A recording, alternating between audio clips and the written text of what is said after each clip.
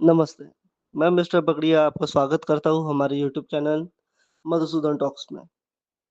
दोस्तों, इमेजिन कीजिए, अगर कल यूरोप में कोई बड़ा मिलिट्री एक्सरसाइज हो जाए, तो क्या अमेरिका वैसे ही यूरोप की सिक्योरिटी के लिए खड़ा होगा, जैसे पिछले 70 सालों से खड़ा होता आया है? यूरोप के भी कई देशों को अब इसका जवाब शायद नहीं लगने लगा है।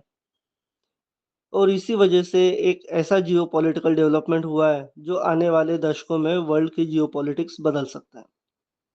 नॉर्वे ने फ्रांस के न्यूक्लियर प्रोटेक्शन फ्रेमवर्क के साथ जुड़ने का फैसला किया है। यह सिर्फ नॉर्वे की कहानी नहीं है, यह यूरोप के फ्यूचर की कहानी है। सेकेंड वर्ल्ड वॉर के बाद नेटो बना था। इस अलायंस का एक सिंपल प्रॉमिस था, एक मेंबर पर अटैक मतलब सब पर अटैक। और अमेरिका इस अलायंस का सबसे पावरफुल मेंबर रहा है। यूरोप के कई देश इस बात पर भरोसा करते थे कि अगर कभी उन पर न्यूक्लियर अटैक हुआ, तो अमेरिका उनकी रक्षा करेगा।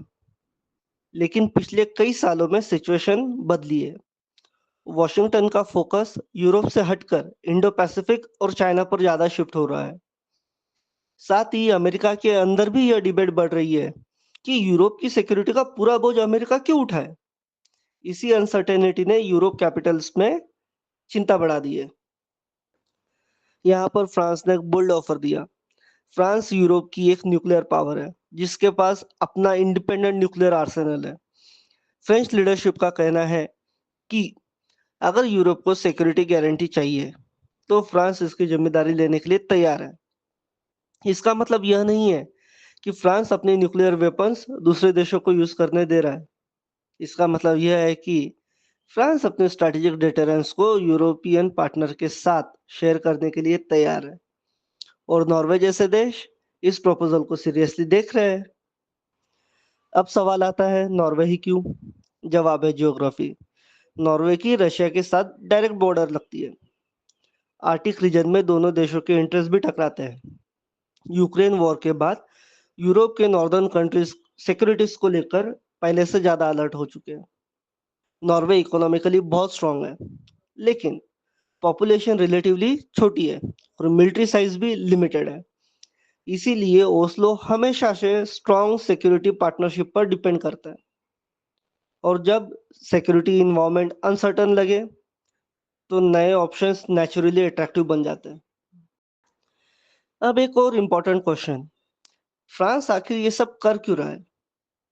इंटरनेशनल पॉलिटिक्स में कोई भी कंट्री बिना स्ट्रैटेजिक इंटरेस्ट के काम नहीं करती। फ्रांस को मौका दिख रहा है कि अगर अमेरिका यूरोप में रिलेटिवली कम एक्टिव हो जाता है, तो पेरिस यूरोप का प्रिंसिपल सिक्योरिटी का सेंटर बन सकता है। इससे फ्रांस का पॉलिटिकल इन्फ्लुएंस, डिप्लोमेटिक वेट और इकोनॉमिक लीवरेज तीनों बढ़ेगा।